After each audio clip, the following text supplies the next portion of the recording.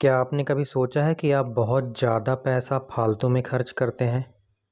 आज मैं आपको 5 ऐसे स्टेप बताने वाला हूँ, पूरे वीडियो को ध्यान से देखिएगा, जिससे आप वाक़ई में इसको इफ़ेक्टिव रूप से अगर इस्तेमाल करते हो अपनी डेली लाइफ़ में, तो आपके पैसे बचने लग जाएँगे। पूरा वीडियो आप ध्यान से ज़रूर देखिएगा। पहला स्टेप क्या कहता है? Step by step plan. महीना खर्च हो, जेब खाली ना हो, इस पर हम पूरी बात अभी करने वाले हैं। पहला आपका स्टेप है, खर्च को लिखना शुरू करो।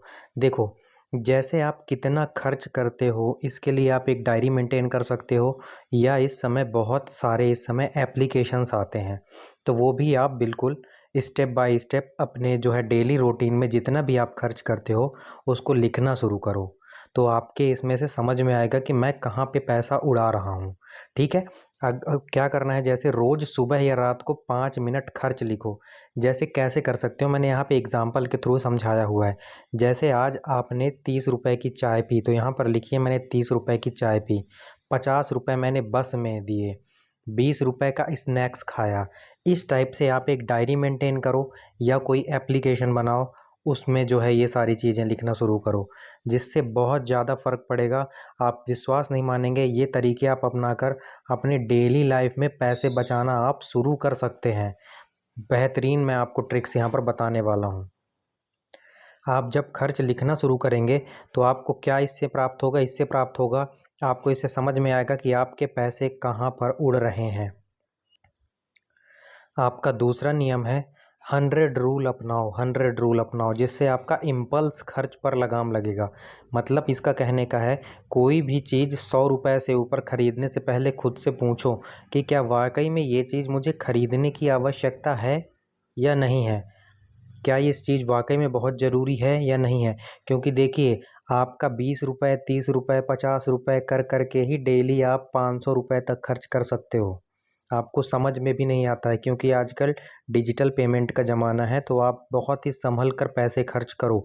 तो कोई भी चीज़ अगर 100 रुपए से ऊपर आप खर्च कर रहे हो, तो आप खुद से पूछो कि क्या मैं ये जो कर रहा हूँ, ये सही है? आपका तीसरा पॉइंट रहेगा, 30 डे चैलेंज। हर हफ्ते में आप बजट का टारगेट रखिए। कैसे? जैसे पहले वीक में आप टारगेट रखिए कि मुझे 300 रुपए की बचत करनी है।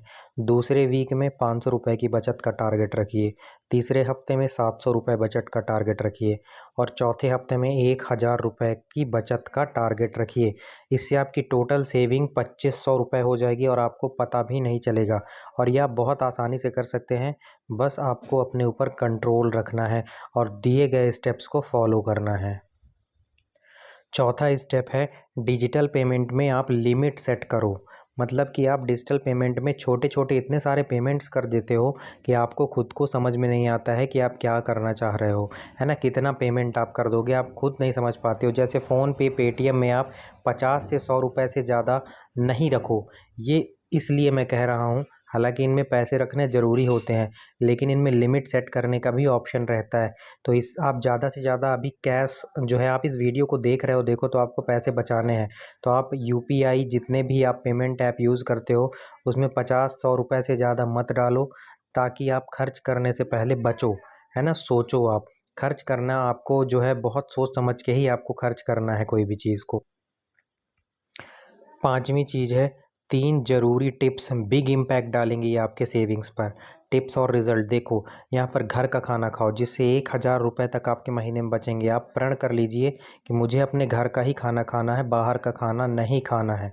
बाहर की चाय सिगरेट बंद करो, इससे 1500 रुपए बचेंगे। चाय सिगरेट गुटखा जो भी आप खाते हो, उसको बंद करो, आपके 1500 रुपए से 2000 रुपए तक की बचत होने लगेगी। डेली 50 रुपए बचत खाते में डालो, इससे 1500 रुपए आप वैसे ही डाल पाओगे। जो आप ये 50 रुपए डेली के बचाओगे, उसको बचत खाते में डालना शुरू करो, तो इससे आपकी बहुत ज़्यादा सेविंग होगी। डेली रूटीन फॉर सेविंग अपन समझने वाले हैं। पहला इम्पैक्ट है, सुबह 1 मिनट खर्चा पत्रक देखो। मतलब आपने जो खर्चा लिखा हुआ है उसको देखो। दोपहर बाहर खाने से बचो, घर का टिफ़िन लेकर जाओ, जिससे आपकी तबीयत भी ठीक रहेगी, और आप बहुत अच्छे से अपना सामान भी आप खरीदने से बच पाएंगे, और आप फिजूल खर्ची से भी बचेंगे। शाम को खरीदने से पहले सोचें ज़रूरत है या नहीं, फिजूल खर्ची नहीं करेंगे। और रात दिन का खर्चा लिखें, 10 से 50 सामान्य बचत खाते में भी डालें, जैसे कि मैंने आपको ऊपर बताया।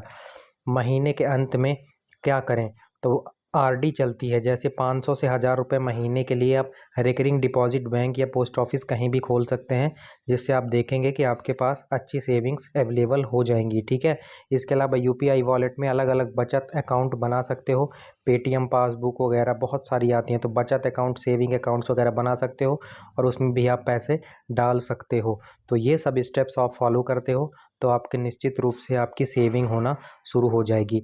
आई होप ये वीडियो समझ में आया होगा। आपके समझ में आया तो वीडियो को लाइक, चैनल को सब्सक्राइब और वीडियो को हाइप ज़रूर करिएगा। मिलते हैं अगले वीडियो में ऐसे ही वैल्यूएबल कंटेंट के साथ, और बहुत सारा ब्लॉग वगैरह आपको इस चैनल पर मिलता रहेगा और ऐसे वैल्यूएबल कंटेंट भी आपको मिलते रहेंगे, और भगवान के दर्शन भी हम आपको कराते रहेंगे, क्योंकि विभिन्न स्थानों पर जाने का हमें शौक़ है और इसके कारण हम दर्शन भी कर पाते हैं और आप लोगों को भी दर्शन करवाते रहेंगे। बहुत सारे शॉर्ट्स वीडियो डले हुए हैं, तो भगवान के दर्शन भी करिए, साथ में अच्छी चीज़ें भी सीखिए और हमारे चैनल को सब्सक्राइब करके सपोर्ट कीजिए। जय हिंद, जय भारत।